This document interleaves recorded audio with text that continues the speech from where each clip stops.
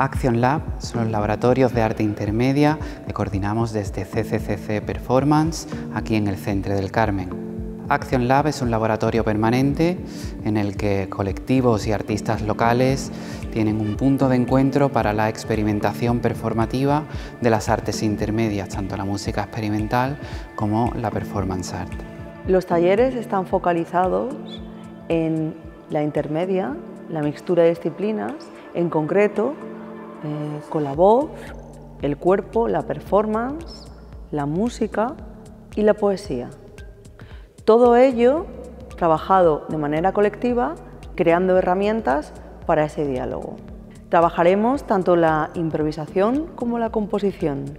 Os invitamos a todas a asistir. Los talleres son gratuitos y están abiertos a la participación de cualquier artista o interesada en experimentar el cuerpo, la música, el sonido y cualquier otra práctica que se encuentre alojada dentro de las artes vivas.